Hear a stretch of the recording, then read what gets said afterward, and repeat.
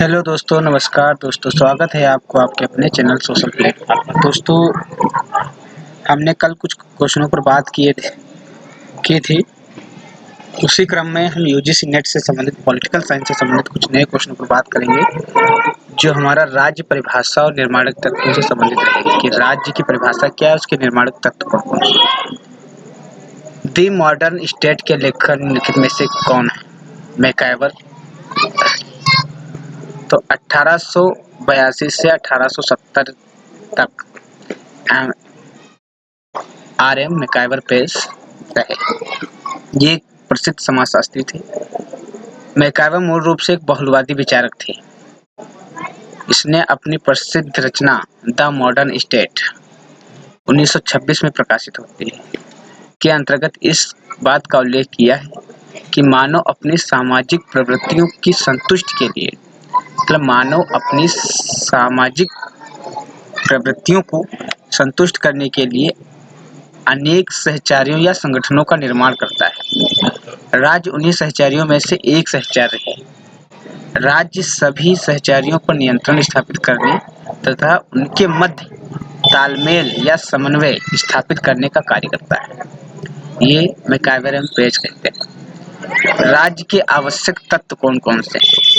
भूभाग, जनसंख्या, सरकार और संप्रभुता। ये यूपी-टीजीटी 2021 में पूछा गया क्वेश्चन। तो गार्डनर जो हैं, गार्डनर ने कहा है कि राज्य के 4 आवश्यक तत्व हैं। मनुष्यों का समुदाय, एक प्रदेश जिसमें स्थायी रूप से रहते हैं, दूसरा आंतरिक संप्रभुता तथा बाहरी नियंत्रण से स्वतंत्रता, चौथा है जनता की इच्छा को कार्यरूप में परिणत करने हेतु एक राजनीतिक संगठन। इससे संबंधित है। इन विद्वानों द्वारा व्यक्त विचारों के आधार पर राज्य के आवश्यक तत्वों का वर्णन अग्रलिखित प्रकार से किया जा सकता है। तो जनसंख्या है, भूभाग है, सरकार है, संप्रभुता है। तो क्वेश्चन क्या है? राज्य के आवश्यक तत्व कौन कौन से हैं? भूभाग है, जनसंख्या, सरकार है, संप्रभुता है। दोस्तों, ये चीज आप ध्यान रखें कि समुद्र नहीं है, राजनीतिक दल नहीं है और आर्थिक संसाधन नहीं है। इसमें भूभाग, जनसंख्या, सरकार और संप्रभुता है। अच्छा, नोट में कुछ दिया गया है कि सीले, हॉल, विलोबी व डिग्विड ने भूभाग को राज्य का आवश्यक तत्व नहीं माना है। मतलब सीले, हॉल, विलोबी और डिग्विड ने कहा है कि राज्य जो है उसमें ये आवश्यक तत्व नहीं है। कौन? भूभाग। भूभाग जो है वो राज्य में आवश्यक तत्व नहीं है। फिर क्वेश्चन वही आ गया कि द मॉडर्न स्टेट नामक पुस्तक लेखक किसने लिखी है? मैकआवर पेज ने लिखी है। सॉरी, मैकआवर ने लिखी है। अच्छा, मैकआवर ने लिखी है तो मैकआवर की एक और पुस्तक है the web of government 1947, element of social science 1921 के अंतर्गत 1921 में लिखी है एलिमेंट्स ऑफ सोशल साइंस और द वेब ऑफ गवर्नमेंट 1947। किसने कहा? राजनीति विज्ञान का प्रारंभ और अंत राज्य के साथ होता है। ये इन्होंने कहा है, गार्डनर ने कहा है। राज्य का प्रारंभ और अंत राजनीति शास्त्र का आरंभ और अंत राज्य के साथ ही होता है, गार्डनर ने कहा है। जबकि आर.एन. गिलक्राइस्ट ने कहा है कि राजनीतिक विज्ञान का राज्य और सरकार के सामान्य समस्याओं से संबंध होता है। जो राजनीति विज्ञान है, राजनीति विज्ञान के अंतर्गत राज्य और सरकार की जो सामान्य समस्याएं हैं उससे संबंध होता है। डिमार्क ने इसी से संबंधित क्या कहा है? डिमार्क ने कुछ सच अच्छी बात कही है। डिमार्क ने कहा है राजनीति विज्ञान का संबंध राज्य तथा उसके यंत्र सरकार से है। एक वर्ड आया है यंत्र। और गार्डनर ने कहा क्या है? राजनीति शास्त्र का आरंभ और अंत राज्य के साथ होता है। इन्होंने कहा है राजनीति विज्ञान का संबंध जो होता है राज्य तथा उसके यंत्र सरकार से होता है। यंत्र क्या यहाँ माना गया? सरकार। दोस्तों, यदि आपको ये क्वेश्चन अच्छे लग रहे हैं तो चैनल को लाइक करें, सब्सक्राइब करें और अधिक से अधिक शेयर करें। दोस्तों, निम्नलिखित में से कौन निश्चित भूभाग को राज्य का एक आवश्यक तत्व नहीं मानता है? निम्नलिखित में से कौन निश्चित भूभाग को राज्य का आवश्यक तत्व नहीं मानता है? सी, जॉन सीले नहीं मानते। कौन? जॉन सीले। जॉन सीले, उन्होंने राज्य को एक आवश्यक तत्व नहीं माना है। राज्य का दूसरा तत्व निश्चित प्रदेश है। जब तक जन समुदाय पृथ्वी के किसी निश्चित प्रदेशों पर निवास नहीं करता तब तक वह राज्य नहीं बन सकता। लेकिन कुछ विचारकों ने निश्चित प्रदेश को राज्य के तत्व के रूप में स्वीकार नहीं किया है। इन विचारकों में लियोन डिक्विट है, सीले हॉल है और विलोबी है। देखो उस पे एक वर्ड आया था विलोबी, विलोबी भी है। हमने सीले की बात की थी, हॉल की बात की थी, डिक्विट की बात की थी और विलोबी की बात की थी। इसमें विलोबी भी है जो भूभाग को जनसंख्या का राज्य का आवश्यक तत्व नहीं मानते हैं। अच्छा, डिक्विट ने कुछ कहा है। डिक्विट ने क्या कहा है? तो डिक्विट ने कुछ कहा है कि क्षेत्र राज्य का आवश्यक तत्व नहीं है। क्षेत्र जो है वो राज्य का आवश्यक तत्व नहीं है। इन्होंने क्षेत्र को माना है कि राज्य का आवश्यक तत्व नहीं है, जबकि हाल को मानते हैं कि कोई कारण नहीं है कि भावनात्मक रूप से एक घूमने वाला कबीला, मतलब भावनात्मक रूप से एक घूमने वाला कबीला या समाज अपने आप को नियमबद्ध या किसी निश्चित जाति के अंतर्गत ना माने जाने जैसा कि एक राज्य में होता है। हाँ, मतलब ये राज्य में होता है। अच्छा, नगर राज्य का संबंध माना जाता है प्राचीन यूनान से माना जाता है। प्राचीन यूनान से माना जाता है। तो समानतः एक नगर राज्य की जनसंख्या 10,000 होती है, ये माना जाता है। फिर किसने राज्य को एक ऐसा संगठन माना है जो सर्वसाधारण को यथासंभव बड़े से बड़े पैमाने पर सामाजिक हित की सिद्धि में सहायता देता है? ये लॉस्की कहते हैं। ये 2021 में पूछा गया क्वेश्चन है कि किसने राज्य को एक ऐसा संगठन माना है जो सर्वसाधारण को यथासंभव बड़े से बड़े पैमाने पर सामाजिक हित की सिद्धि में सहायता देता है? ये लॉस्की मानते हैं। कौन मानते हैं? बहुत इंपॉर्टेंट क्वेश्चन है दोस्तों, ये लॉस्की है। लॉस्की ने क्या कहा है कि राज्य एक प्रादेशिक समाज है। राज्य एक प्रादेशिक समाज है जो सरकार और प्रजा में विभाजित है, जो सरकार और प्रजा में विभाजित है और जो अपने निश्चित भौगोलिक क्षेत्र में अन्य सभी समुदायों पर सर्वोच्च सत्ता रखता है तथा सर्वसाधारण को यथासंभव बड़े से बड़े पैमाने पर सामाजिक हित की सिद्धि में सहायता देता है। अच्छा, विलोबी, सीले और हॉल डिक्विट जैसे विद्वानों ने भूमि को या भूभाग को राज्य का आवश्यक तत्व नहीं माना है। फिर है राज्य के विकास को सही क्रम में व्यवस्थित करते हैं। राज्य के विकास मतलब राज्य का विकास कैसे हुआ है? तो राज्य का विकास जो हुआ है वो धीरे धीरे हुआ है। तो ऑप्शन इसमें, तो पहला क्या है? प्राच्य राज्य आया, सही है, प्राच्य राज्य आया। फिर दूसरा आता है, प्राच्य राज्य के बाद आता है यूनानी नगर राज्य आया। यूनानी नगर राज्य से रोमन साम्राज्य आया। क्या आया? रोमन साम्राज्य आया। रोमन साम्राज्य से राष्ट्र राज्य आया और राष्ट्र राज्य से दोस्तों आधुनिक राज्य आया। दोस्तों, तो राज्य के विकास का सही कार्यक्रम इस प्रकार हुआ कि प्राच्य साम्राज्य, यूनानी नगर राज्य और रोमन समुदाय और राष्ट्र राज्य, फिर आधुनिक साम्राज्य, आधुनिक राज्य, साम्राज्य नहीं, आधुनिक राज्य। फिर राज्य के विकास संबंधी निम्नलिखित चरणों को सही कालक्रम में चुनिए। तो राज्य के विकास संबंधी फिर वही क्वेश्चन आ गया कि राज्य का कालक्रम क्या है? तो दूसरा मतलब प्राच्य साम्राज्य आया। फिर तीसरा, इसमें दोस्तों कुछ पॉइंट बढ़ गए हैं। तीसरा है ग्रीक नगर राज्य आया। फिर क्या आया? पहला रोमन साम्राज्य आया। फिर क्या है? चौथा सामंती राज्य आया। फिर राष्ट्र राज्य आया। राष्ट्र राज्य से फिर आधुनिक राज्य आया। कितना क्रम अच्छा है दोस्तों। फिर है किसे सभी सामाजिक संस्थाओं में सबसे शक्तिशाली माना जाता है? किसे सभी सामाजिक संस्थाओं में सबसे शक्तिशाली माना जाता है? ए, राज्य। सभी सामाजिक संस्थाओं में राज्य को सबसे शक्तिशाली शक्ति का दर्जा दिया गया है। राष्ट्र राज्य का उद्भव हुआ कहाँ? जमींदारी या पूंजीवादी राज्यों के पतन के बाद। जो राष्ट्र राज्य के बाद आती है वो पूंजीवादी जो राज्य थे उसके पतन के बाद राष्ट्र राज्य का उद्भव हुआ। तो राष्ट्र राज्य का उद्भव सामंती अर्थात जमींदारी राज्यों के पतन के बाद हुआ। विज्ञान का प्रसार तथा औद्योगिक क्रांति की सफलता से सामाजिक ढांचे में बदलाव हुआ तथा सामंतों के स्थान पर एक नए वर्ग या पूंजीपति स्थापित हुए। पोप के नियंत्रण से, पोप एक व्यक्ति था जो सम्राट था, पोप के नियंत्रण से मुक्त होकर यूरोप में अनेक राज्य अस्तित्व में आ गए जिनका प्रमुख राजा था। इनका प्रमुख कौन था? राजा था। अब ये अलग से राज्य बन गए। सूची फर्स्ट और सूची सेकंड के साथ सम्मिलित कीजिए।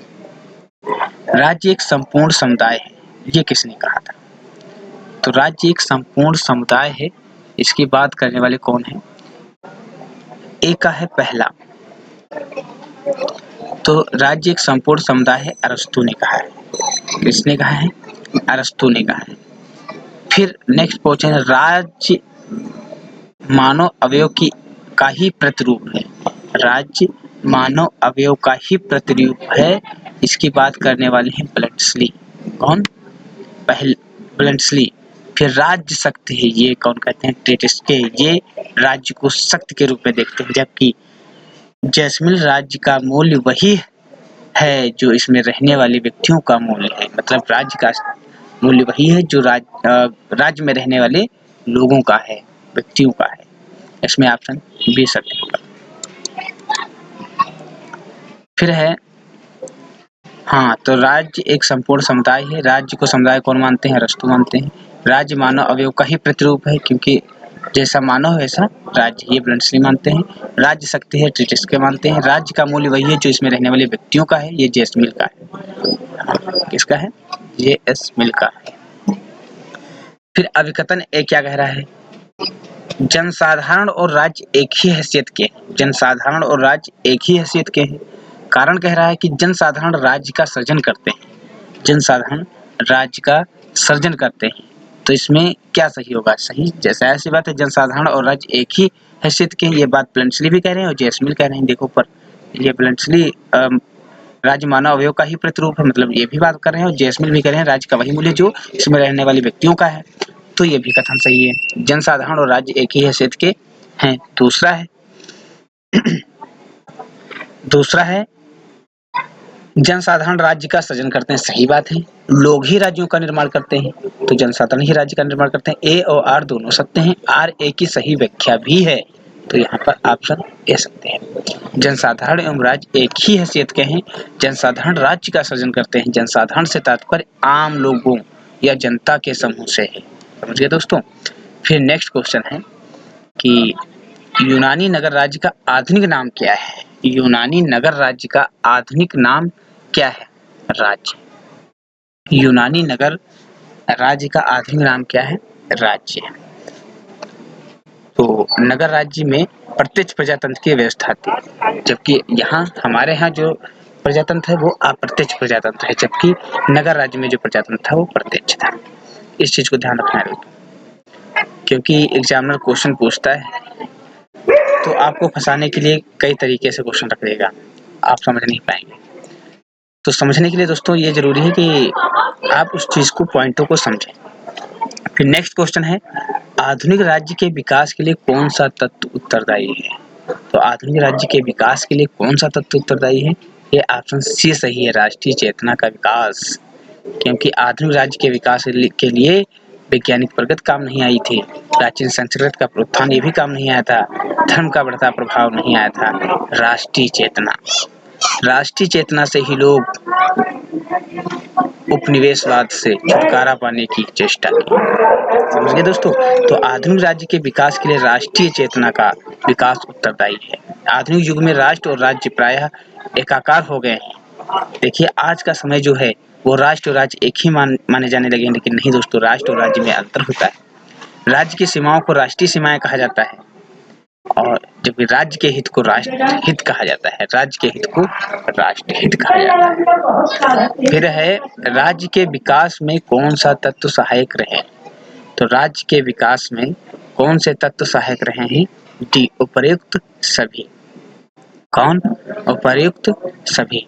रक्त संबंध, मनुष्य की सहज सामाजिक प्रवृत्ति, आर्थिक गतिविधियां, ये तीनों ऑप्शन सही है। राज्य के विकास में दोनों तत्व सहायक रहे हैं। रक्त संबंध भी रहा है, रक्त संबंध से परिवार बनता है, परिवार से समाज बनता है, समाज से क्या बनता है?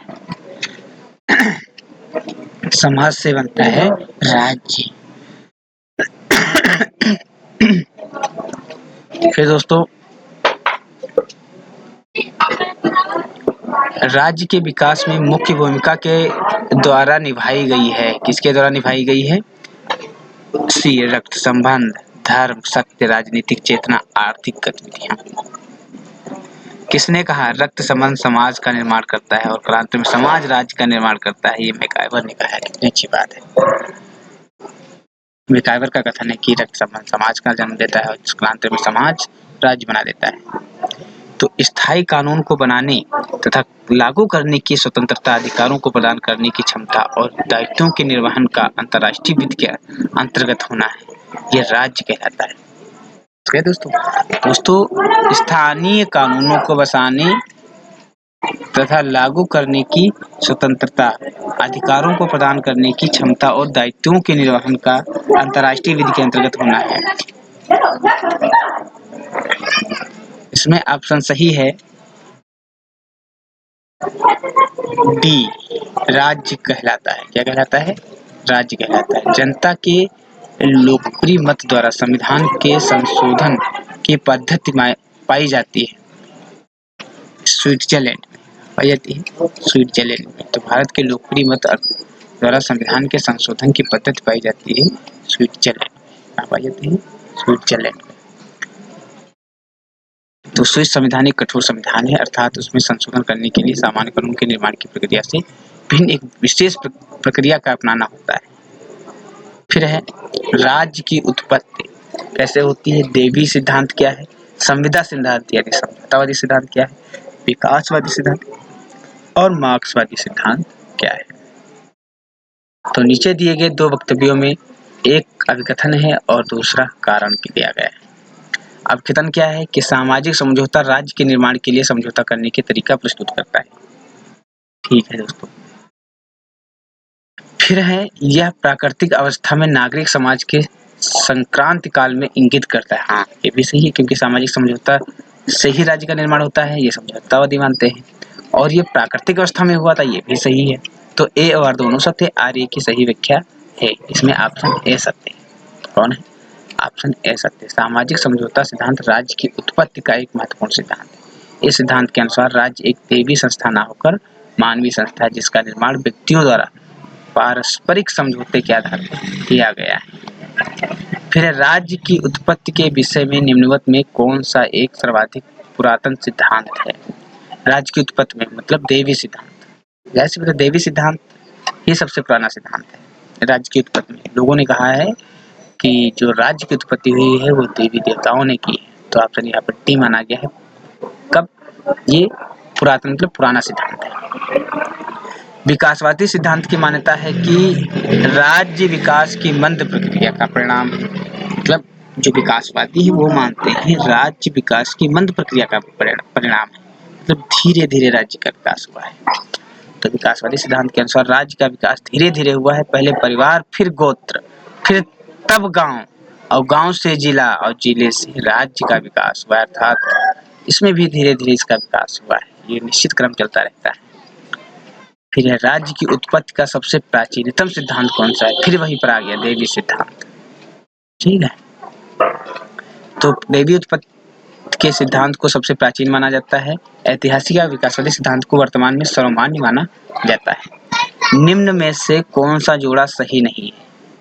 तो कौन सा जोड़ा सही नहीं है? राज्य की उत्पत्ति का सिद्धांत और समर्थक। देवी उत्पत्ति का सिद्धांत जेम्स प्रथम है। ये माना जाता है कि राज्य की उत्पत्ति का सिद्धांत का प्रथम समर्थक अर्थात देवी उत्पत्ति के सिद्धांत का जनक किसे माना जाता है, समर्थक किसे माना जाता है? जेम्स प्रथम को। फिर शक्ति सिद्धांत ओपनहाइमर माने जाते हैं। पितृसत्तात्मक मैकलॉन माने जाते हैं। मात्र सत्तात्मक जेवेंस माने जाते हैं। तो यहाँ पर तो पितृसत्तात्मक सिद्धांत इसमें कहा गया है। तो निम्न में से कौन सा जोड़ा सही नहीं है? तो देवी उत्पत्ति जेम्स प्रथम है, शक्ति सिद्धांत ओपनहाइमर है, पितृसत्तात्मक नहीं हेनरी मैन है, मात्र सत्तात्मक जेवेंस माने जाते हैं। तो इसमें गलत कौन सा है? सी।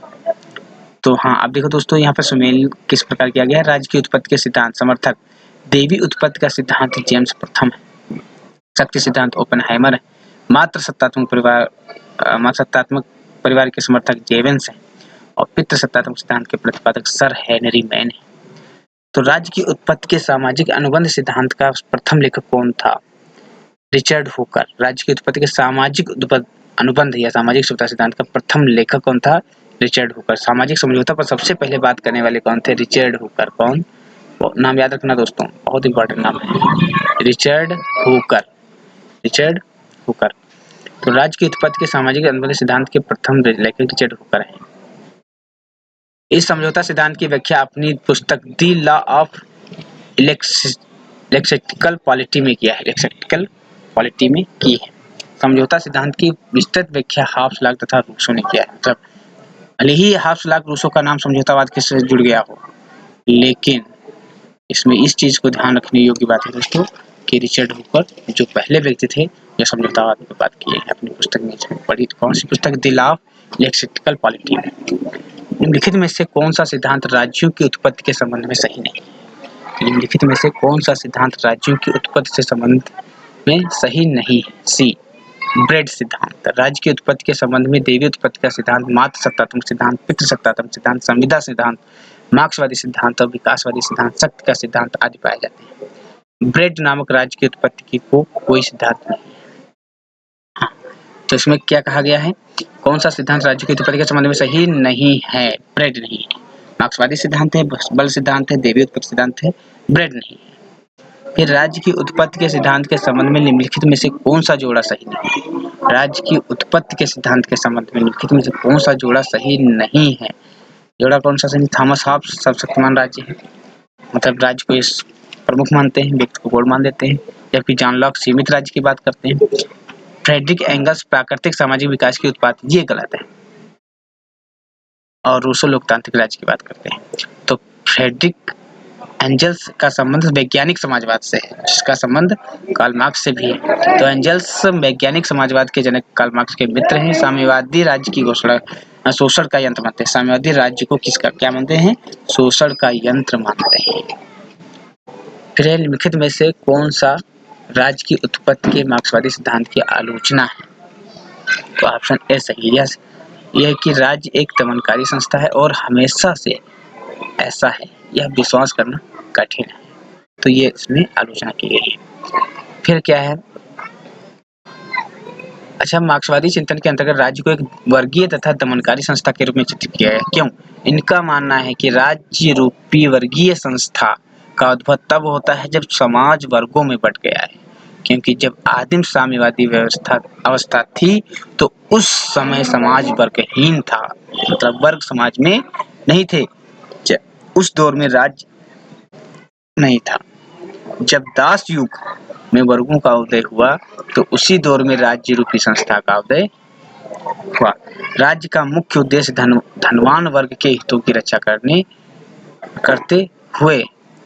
करते हुए श्रमिकों के शोषण में सहयोग देना है। इनका मानना है कि राज्य सदैव धनवान वर्ग के हित और श्रमिकों के विरुद्ध कार्य करता है।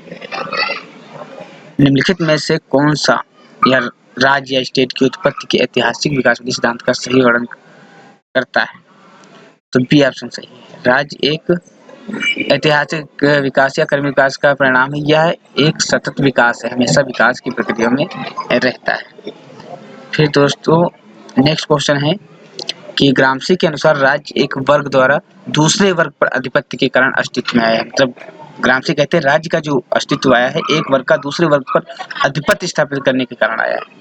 आधिपत्य का संबंध का पक्ष है शासक वर्ग का बौद्धिक और नैतिक नेतृत्व। ठीक है दोस्तों, ये पॉइंट है। फिर है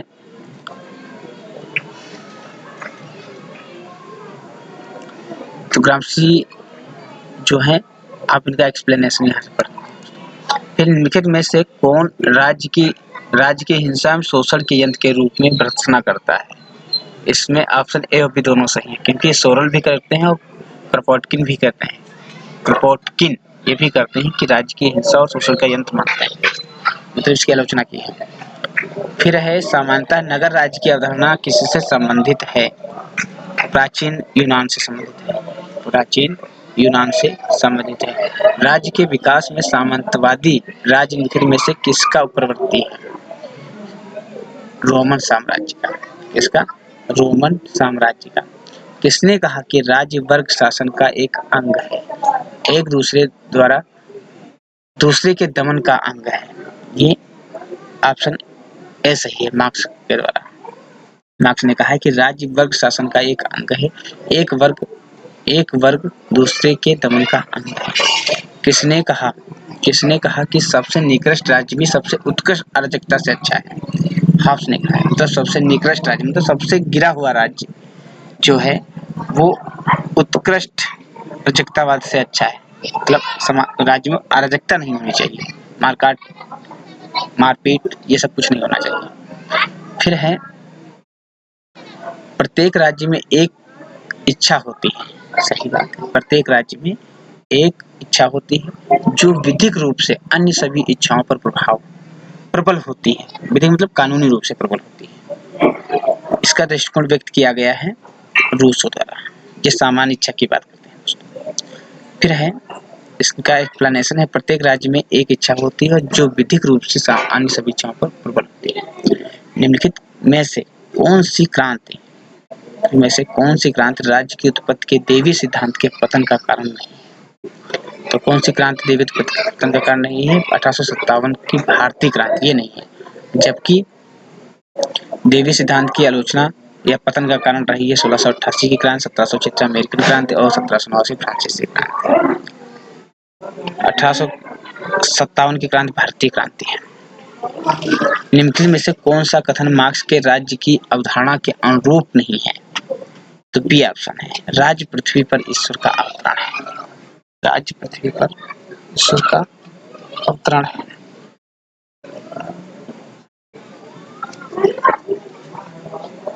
तो निम्नलिखित में से कौन सा कथन मार्क्स के राज्य की अवधारणा के अनुरूप नहीं है? तो राज्य पृथ्वी पर ईश्वर का अवतरण है।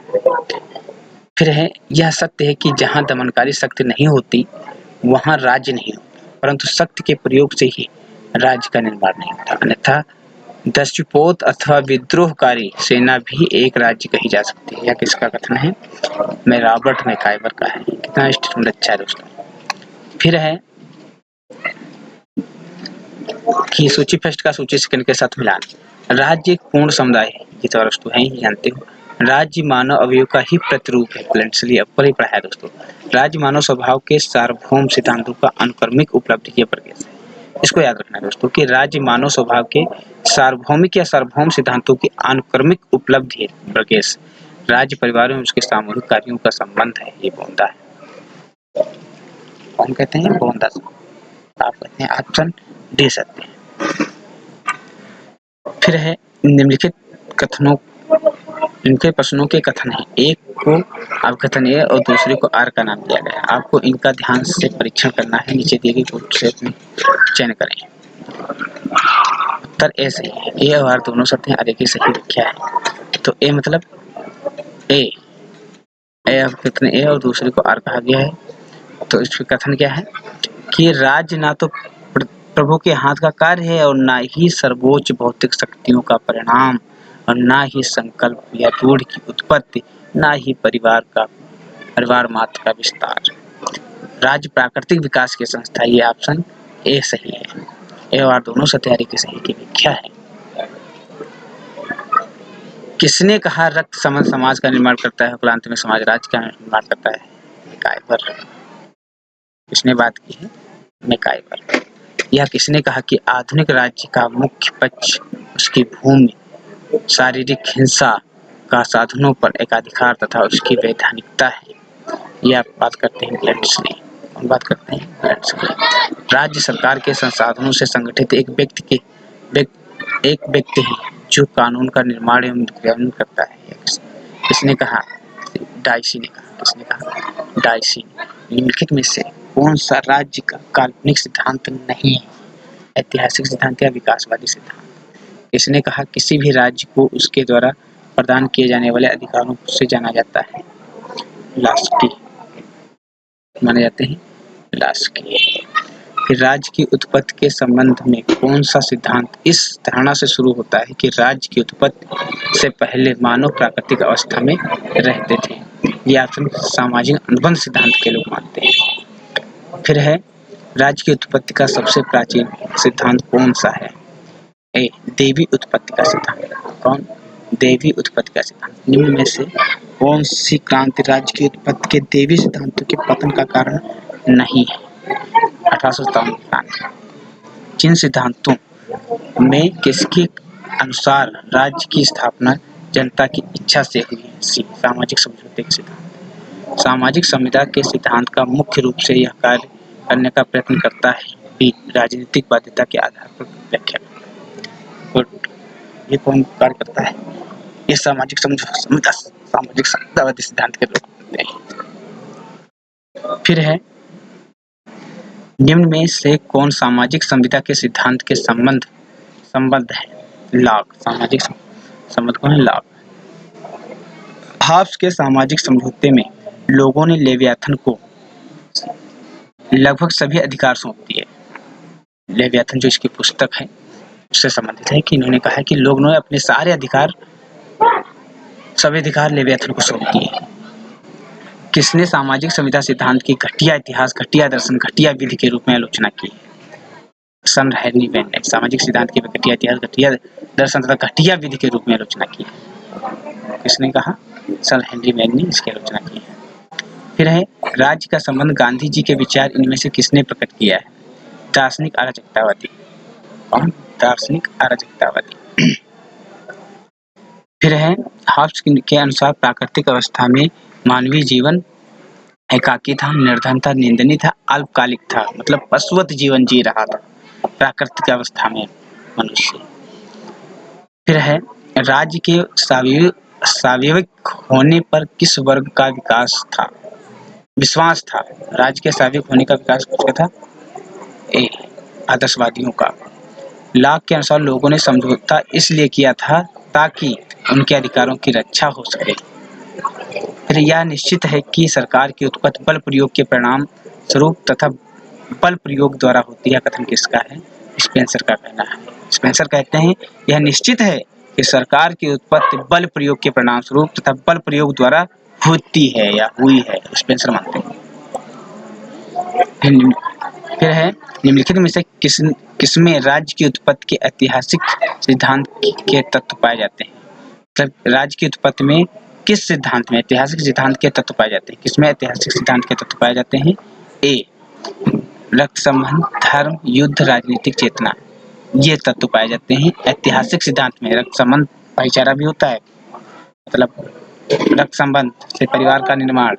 फिर धर्म होता है, आपस में लोग धर्म से रहते हैं, युद्ध भी करते हैं और राजनीतिक चेतना का भी भाव होता है। ये ऐतिहासिक सिद्धांत की भी बात है। फिर राज्य की उत्पत्ति की देवी सिद्धांत किसने प्रतिपादित किया? जेम्स प्रथम ने। किसने? जेम्स प्रथम ने। फिर है राज्य की उत्पत्ति के बारे में सामाजिक समझौते पर का सिद्धांत निम्न में से किस सिद्धांत के विरुद्ध एक प्रतिक्रिया के रूप में सामने आया है? देवी उत्पत्ति का सिद्धांत। रक्त संबंध समाज को और समाज राज्य को जन्म देता है, कथन राइबर का है। फिर है किस संविदावादी विचारक ने प्राकृतिक अवस्था का चित्रण शांति, सद्भावना, पारस्परिक सहायता और सुरक्षा की अवस्था के रूप में किया है? लॉक ने माना है कि जो संविदावादी विचारक हैं लॉक, उन्होंने कहा कि प्राकृतिक अवस्था में लोग प्राकृतिक अवस्था का जो चित्र था वो शांति था, शांति से लोग रहते थे, सद्भावना से रहते थे, पारस्परिक सहायता, लोग आपस में भाईचारे से रहते थे और सुरक्षा की अवस्था भी थी। ये लॉक कहते हैं। फिर है कि राज्य की उत्पत्ति का सामाजिक संविदा सिद्धांत जिस सिद्धांत का खंडन करने के लिए विकसित हुआ था देवी उत्पत्ति का सिद्धांत। समझौतावादी सिद्धांत देवी उत्पत्ति सिद्धांत का खंडन करता है। नीचे दिए गए कोड की सहायता से लॉक के सामाजिक अनुबंध के सही क्रम को चुनिए। तो बी सही है। कौन? बी। स मतलब प्राकृतिक अवस्था, द अनुबंध से सामाजिक अनुबंध, आ नागरिक समाज और बा सरकार। फिर हाब्स के सामाजिक समझौते में ए शासक एक पक्ष नहीं था, शासक एक पक्ष नहीं है हाब्स के सामाजिक समझौते में। दोस्तों ये क्वेश्चन आज तक इतने ही रहे। दोस्तों यदि आपको ये क्वेश्चन पसंद आ रहे हो तो दोस्तों इस चैनल को सब्सक्राइब जरूर कर लें और चैनल को लाइक कर लें और चैनल को अधिक से अधिक शेयर करें दोस्तों। धन्यवाद।